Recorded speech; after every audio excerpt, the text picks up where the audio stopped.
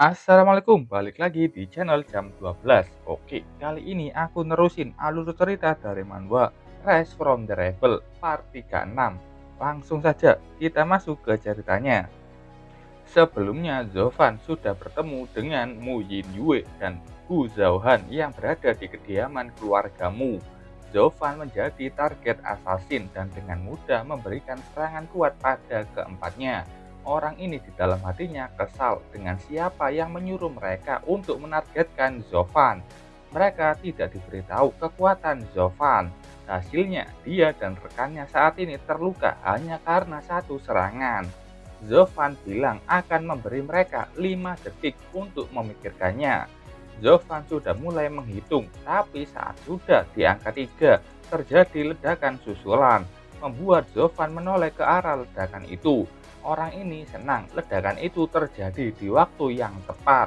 Di tangannya dia sudah membawa bom asap dan tanpa tunggu lama dia meledakkan dan menyuruh rekan-rekannya untuk segera mundur. Zhao bilang kalau 4 orang itu sudah berhasil kabur. Saat itu ada 3 orang dari keluargamu yang datang dan bertanya apakah Yin Yue baik-baik saja. Mereka meminta maaf karena telat datang ke sini, karena juga ada serangan lain di kediaman. Zovan memberitahu mereka kalau dia akan mengejar orang-orang itu. Setelahnya tampak Zovan sudah menghilang dari tempatnya. Sementara anak buah Yin Yue memberi tahunya sesuatu yang mendesak. Yin Yue dan Zhaohan kaget mendengar apa yang terjadi pada kakek Yin Yue. Sementara Zovan yang terus melompat di gedung tinggi, Zovan bisa tahu kemana 4 orang itu bisa kabur. Tapi anehnya 4 orang itu melarikan diri ke arah yang sama. Padahal peluang untuk melarikan diri akan lebih tinggi dengan berpencar. Raja Tawon bilang kemungkinan 4 orang itu mengira sudah menyingkirkan pengejarnya dan memilih untuk melarikan diri secara bersamaan. Dia juga bilang kalaupun mereka melarikan diri dengan berpencar, Raja Tawon menyombongkan dirinya yang sebagai tangan kanan pertama Huidan. Dia memiliki cara untuk melacak mereka. Dovan memberikan jempol dan percaya pada kekuatan Raja Tawon. Raja Tawon juga merasa senang karena ini pertama kalinya Zovan memujinya.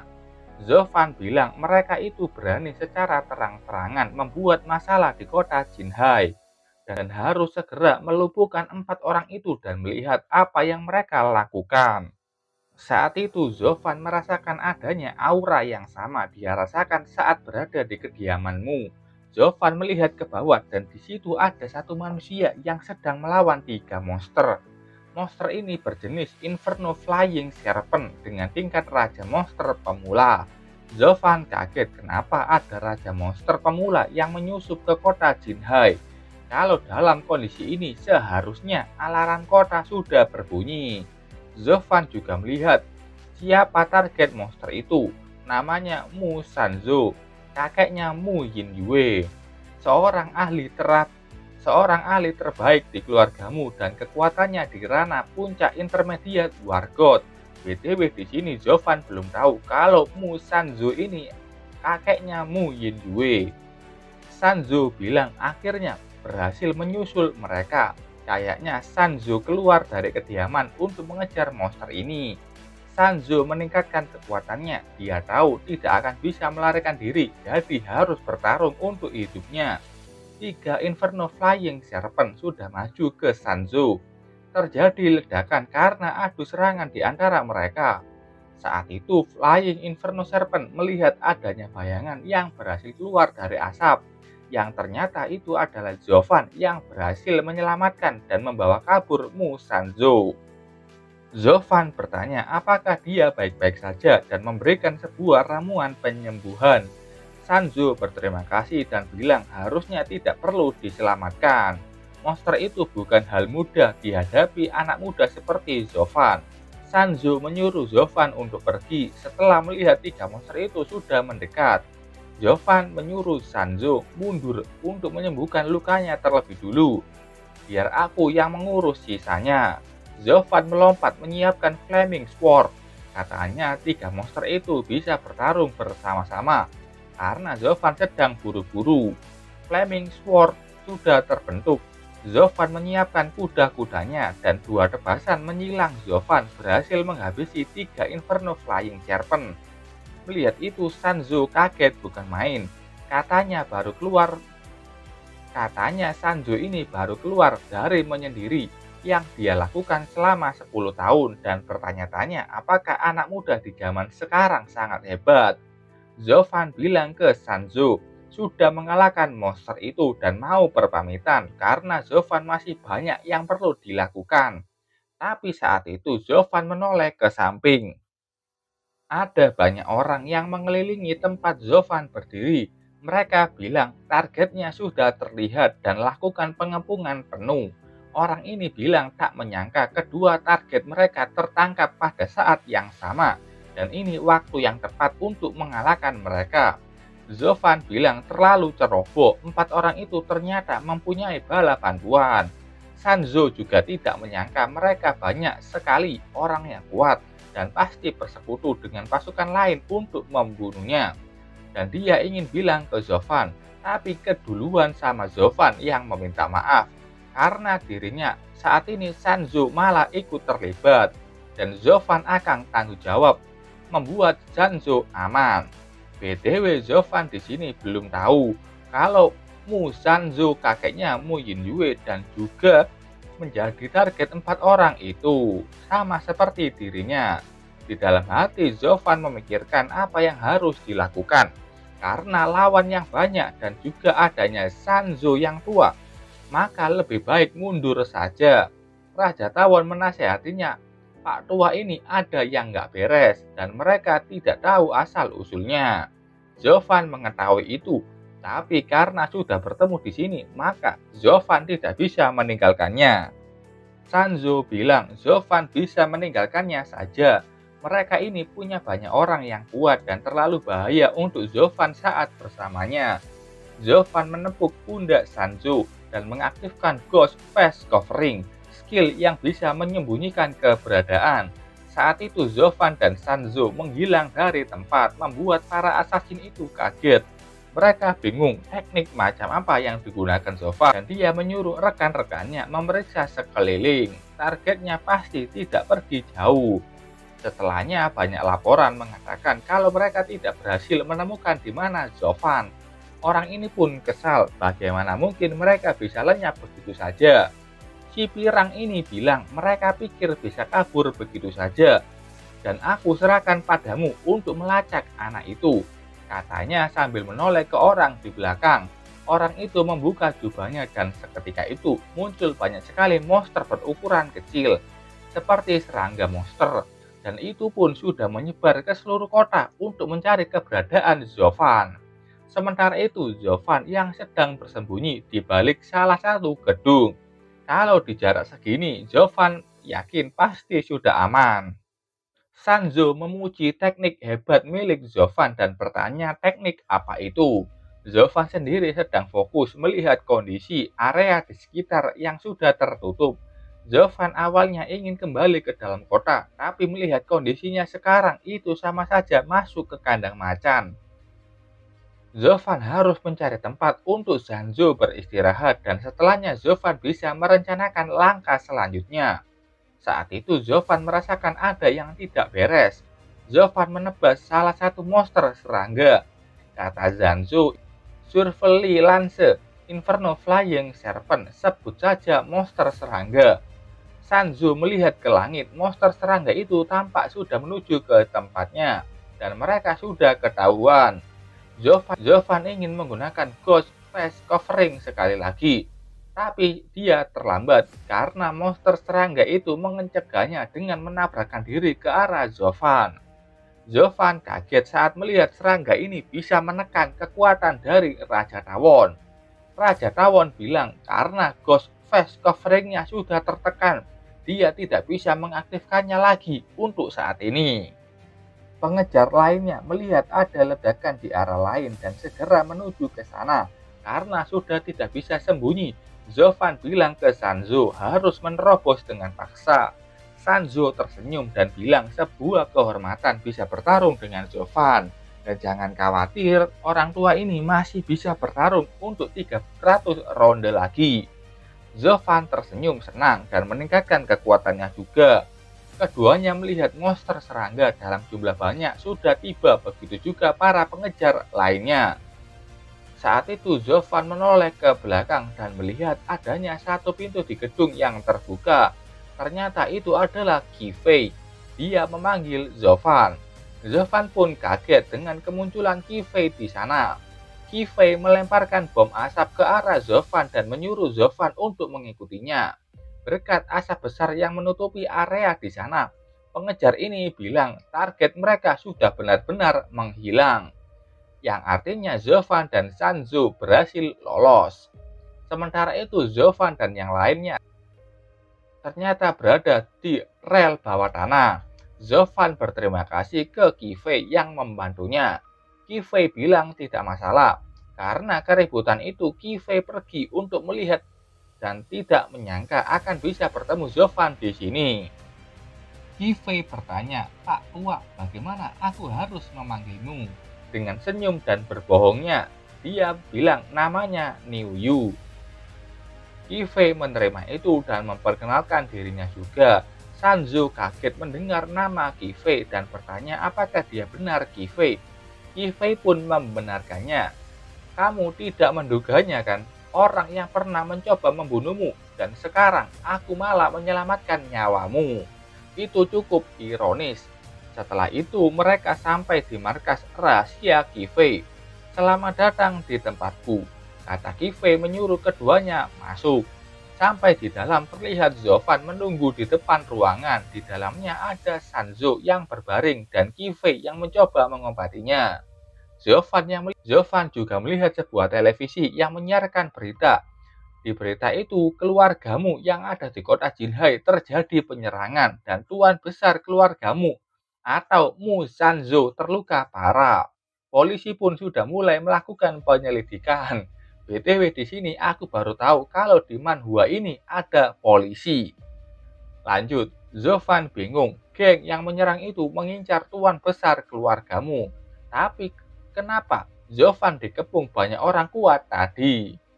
Zovan menyayangkan melewatkan kesempatan menangkap para asasin yang menyerangnya untuk mendapatkan petunjuk. Karena mereka yang mengejar Zovan itu sudah berada di ranah Wargot dan pasti dia seorang bos atau pemimpin para penjahat itu.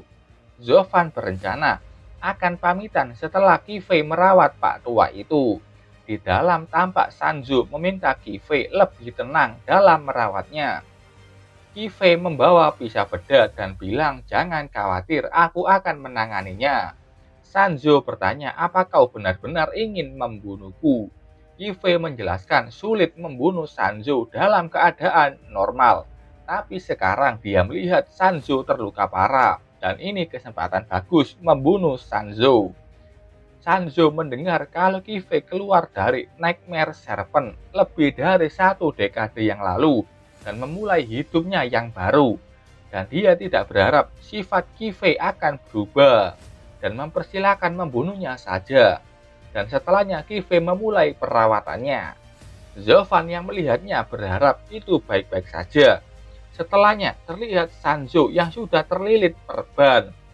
Juga sedikit ketakutan barusan. Kifei bilang, "Mari kita lupakan dulu dendam yang kita miliki untuk saat ini." Kifei keluar dari ruangan. Zovan bertanya apakah itu sudah selesai. Kifei bilang berkat Grey Nest Life Spring yang dibawa oleh Zovan, nyawa Sanzo terselamatkan. Tapi Niu Yu atau Sanzo menderita racun api yang dilepaskan oleh monster Inferno. Dan penawarnya hanya bisa ditemukan di gua monster Inferno. Sanzo keluar, "Selama aku masih hidup, penawarnya bisa ditemukan nanti saja. Dan kali ini aku berutang ke Kifei dan Zovan. Dia pasti akan membalasnya nanti." Zovan BTW di sini juga taunya Sanzo itu Niu Yu. Jadinya dia memanggil Niu Yu dan bilang dirinya dicari seluruh kota. Jika Zovan ditemukan di sini, keduanya akan dalam bahaya. Jadi Zovan akan pergi lebih dulu. Kifei menenangkan Zovan, "Jangan buru-buru." Sanzo bilang mereka akan mencari tahu apa yang harus dilakukan mengenai itu. Zovan bertanya apakah mereka mempunyai solusi. Saat itu berita menyiarkan lagi adanya gelombang monster yang datang menuju ke kota Jinhai, membuat Zovan dan lainnya kaget bukan main karena monster itu kebanyakan dari jenis Inferno. Kemunculan monster Inferno itu membuat para warga di sekitar bingung kenapa ada monster di kota Jinhai, tapi tidak ada alarm peringatan yang berbunyi. Mereka juga bisa melihat adanya gerbang raksasa. Gerbang itu punya pola lava yang membara. Zovan yang melihat gerbang itu juga bingung kenapa ada gerbang yang mirip dengan gerbang uji coba wilayah monster, kecuali warnanya. Yang dimaksud Zovan yang ini kayaknya. Saat itu Raja Tawon mengenali gerbang itu. Sanzo bertanya apakah itu Inferno Gate atau gerbang Inferno. Zovan bertanya apa mungkin gerbang itu terhubung ke gua monster Inferno. Gerbang Inferno mulai terbuka. Muncul kobaran api yang begitu besar yang menuju ke kota Jinhai. Api itu mengelilingi pelindung yang ada di kota Jinhai. Itu adalah kurungan Inferno. Kata Kifei, kejadian ini tidak pernah terjadi sejak pertempuran berskala besar yang pertama terjadi dengan monster. Sanzo bilang harus segera menghancurkan Inferno Gate. Setelah aura Inferno menerobos perisai pertahanan kota Jinhai dan masuk ke kota Jinhai, selain prajurit Starfall di ranah Warlord, akan sulit bagi siapapun di kota Jinhai untuk melarikan diri dari kematian. Kifei masih agak senang melihat seluruh pasukan akan dikerahkan untuk itu, daripada terlibat di dalam pertempuran yang tidak diperlukan di kota Jinhai seharian penuh. Para prajurit Starfall harus melawan monster dengan kemampuan terbaik mereka. Saat itu Zovan mulai berjalan. Tuan Kifei dan saudara Niu Yu, aku akan pergi dan kalian berdua berhati-hatilah. Kifei bertanya apakah Zovan mencoba untuk menghancurkan gerbang Inferno. Sanzo bilang itu terlalu berbahaya. Zovan menjelaskan, sebagai prajurit Starfall, aku bertanggung jawab atas pertahanan umat manusia sejak aku menguasai kekuatan. Dan aku tidak ingin melihat orang yang aku cintai dan tanah air teman-temanku dihancurkan oleh kawanan monster. Sanzo memuji kalimat yang begitu bagus dari Zovan dan bangga terhadapnya. Kifei pun begitu. Itu tentu saja karena Zovan adalah putranya. Dia bilang kalian semua keluarga Wargot bertempur sepanjang hari dan menyebabkan kekacauan di kota Jinhai.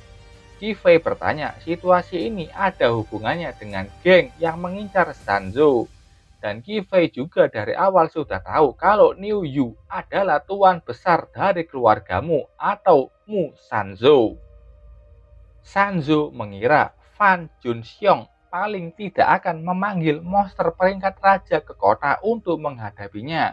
Tapi Sanzo tidak menyangka dia akan bersengkongkol dengan penguasa gua monster Inferno, Fan Junxiong.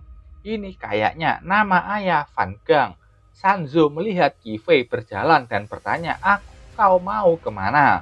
Kifei bertanya balik, kemana menurutmu? Zovan sudah keluar dan saat akan melanjutkan perjalanannya, dia kaget melihat adanya Kifei dan Sanzo yang juga ikut keluar. Katanya, mereka, apa Zovan lupa kalau kami juga prajurit Starfall? Biarkan kami menemanimu. Sementara itu di suatu tempat, banyak sekali truk yang mengangkut sesuatu. Setelah sampai di tujuan, ada kren yang mengangkat satu persatu perangkat yang berbentuk seperti parabola. Perangkat itu dipasang berjejer. Ada dua orang yang melihat itu. Yang laki-laki adalah komandan tertinggi Departemen Militer di kota Jinhai. Dia di ranah intermediate Wargot, namanya Wan Feng. Di sebelahnya ada komandan penjaga militer kota Jinhai. Dia wargot pemula puncak, namanya Aizu. Wan Feng bilang, peningkatan pertahanan dilakukan. Mereka menggunakan 100.000 inti monster peringkat A sebagai bahan bakar, yang itu cukup untuk bertahan hingga bala bantuan tiba dari ibu kota. Aizu bertanya apakah dia yakin kalau perangkat peningkatan pertahanan ini benar-benar bisa menahan serangan dari Inferno Gate. Karena begitu pertahanan ini tertembus, kota Jinhai akan menjadi neraka dalam sekejap.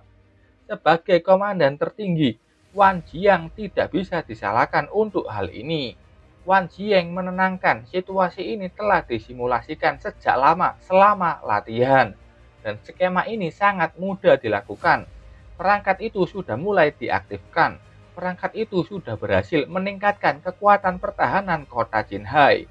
Berkat itu, aura Inferno mulai turun, dan situasi ini persis seperti yang dia perkirakan. Tapi Aizu masih meragukan, apakah ini sudah diselesaikan seperti diperkirakan komandan tertinggi. Tapi mengapa dirinya mempunyai firasat buruk tentang hal-hal seperti ini? Saat itu muncul kumpulan monster dari balik Inferno Gate. Aizu pun bilang firasatnya selalu tepat. Sementara itu di tempat Zovan, Sanzu melihat perisai kota sudah diperkuat. Yifei senang untuk saat ini kota akan aman, tapi mereka tahu peningkatan ini hanya akan mengatasi kawanan monster, tapi tidak cukup untuk mengatasi serangan dari gerbang Inferno. Sanzu bilang ada monster yang menakutkan dari kedalaman gua monster Inferno. Meskipun itu hanya raja monster pemula, itu dapat dengan mudah menembus perisai pertahanan. Zovan yang mendengar itu sampai pada kesimpulan, kehadiran gerbang Inferno berarti kota Jinhai tidak mungkin dapat mencegah penerobosan. Kembali ke tempat Wan Feng, dia bilang hati-hati ada sesuatu yang datang dari laut perisai pertahanan. Ada sesuatu yang tajam mencoba mendobrak perisai. Wan Feng bilang zona perlindungan ini adalah sesuatu yang akan sulit ditembus, bahkan jika Raja Monster membentuk pasukan. Mustahil bagi monster di luar perisai pertahanan untuk menembusnya. Tapi saat itu satu duri besar berhasil menembus perisai pertahanan, membuat wajah Wan Jiang langsung panik.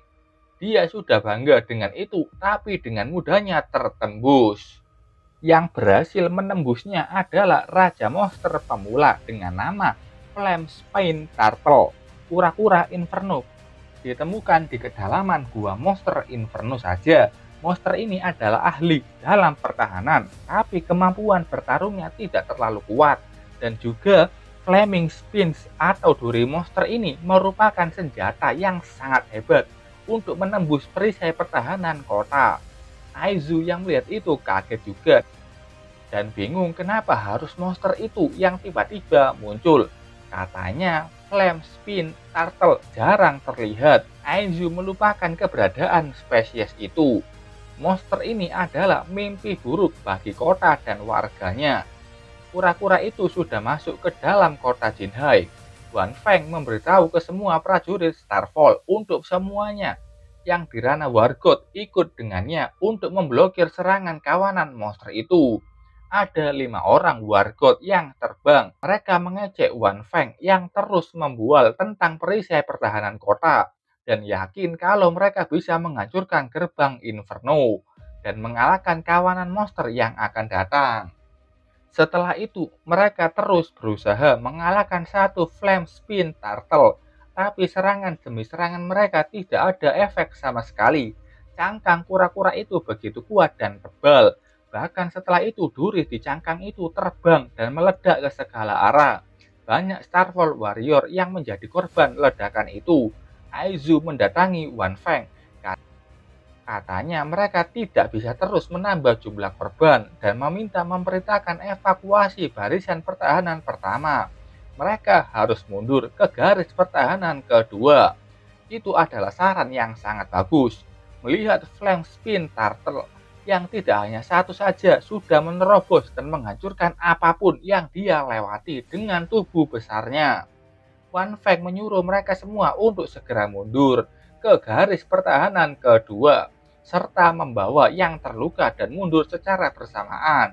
Setelah itu di garis pertahanan kedua, tembok besar yang mengelilingi garis pertahanan itu tampak Flamespine Turtle juga sudah sampai di sana dan sedang berusaha untuk menjebol benteng itu. Bahkan benteng itu sudah hampir tertembus.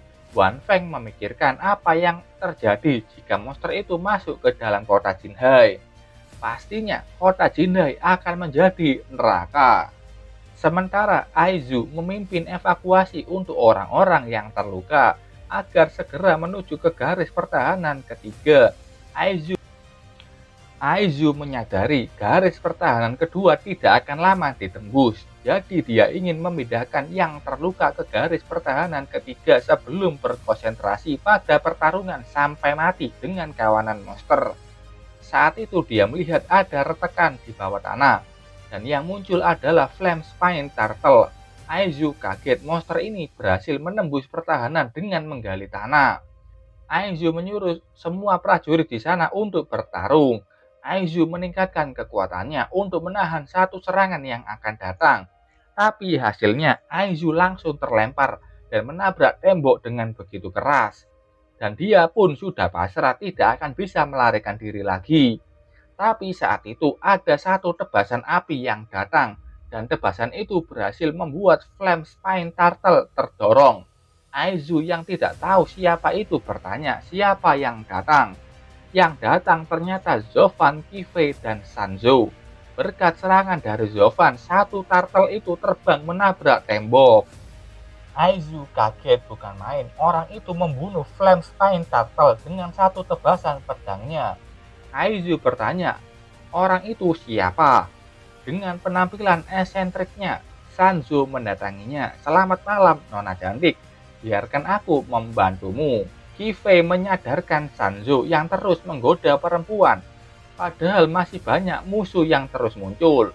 Satu turtle menembakkan durinya lagi ke segala arah. Duri itu meledak saat menyentuh gedung-gedung yang ada di sana. Sanzo membuat pertahanan untuk melindungi Aizu. Katanya dia harus mundur ke tempat yang lebih aman.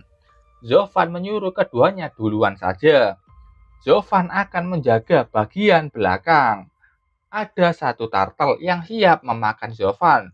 Aizu bilang jangan, Zovan tidak akan bisa mengatasi mereka sendirian. Karena turtle itu punya pertahanan yang sangat kuat. Stamina Zovan akan terkuras sampai mati kalau melawannya. Kifei bilang kalau temanku bilang begitu, dia yakin bisa melakukannya. Sanzo juga setuju, jangan khawatirkan Zovan. Sanzo bertanya apa tidak apa-apa meninggalkan Zovan sendirian. Kifei bilang punya tingkat percaya ke Zovan sama seperti kebencian Kifei kepada Sanzo. Kifei bertanya kenapa dengan pakaian Sanzo. Sanzo berpakaian seperti ini karena dia sudah pernah bertemu dengan Aizu dan tidak ingin Aizu mengenalinya. Dan Sanzo khawatir akan dikenali. Sementara itu Zovan terus memberikan tebasan demi tebasan ke turtle. Dalam hatinya Zovan memuji ketebalan dan kehebatan pertahanan monster itu. Teknik berpedangnya hanya meninggalkan beberapa luka saja. Zovan tahu kalau seperti ini terus akan merugikannya. Zovan mengaktifkan Flaming Sword Power dan Battle Territory. Zovan menggunakan Battle Sword teknik Stormy Sword. Serangannya pun berhasil dan dia berhasil mengalahkan 3 Flame Spine Turtle. Hal itu membuat Zovan kesal. Teknik kuatnya hanya bisa mengalahkan 3 dari sekian banyak turtle. Dan sekarang Zovan malah terkepung.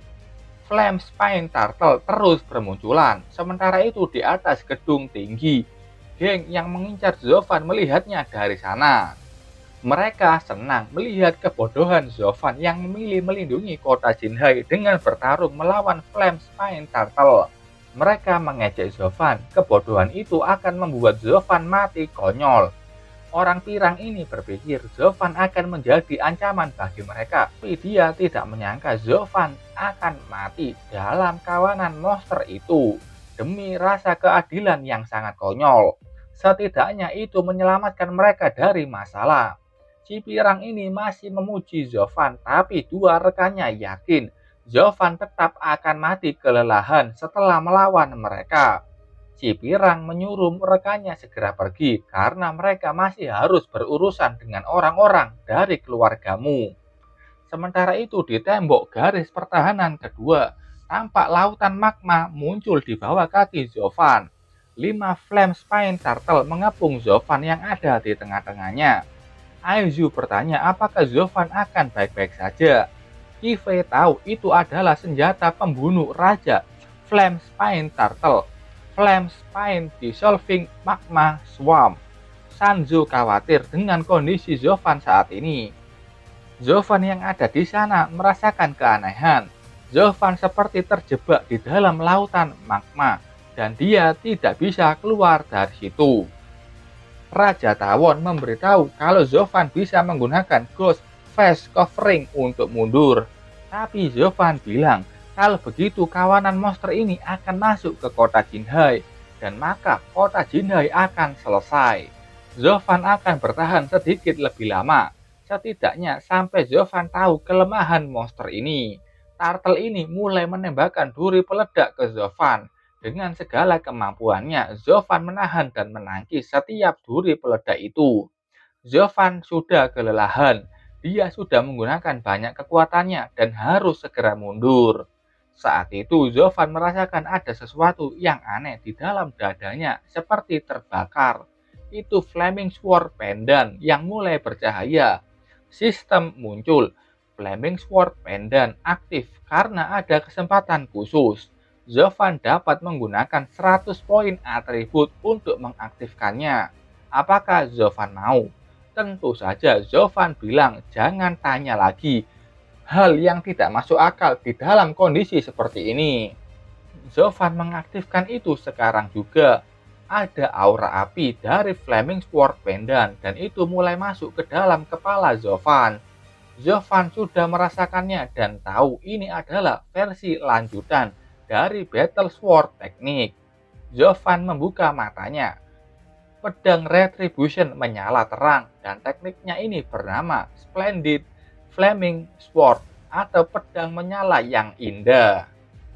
Oke, sampai sini dulu ceritanya. Terima kasih buat kalian yang sudah menonton videonya sampai selesai. Salam jam 12. Bye-bye.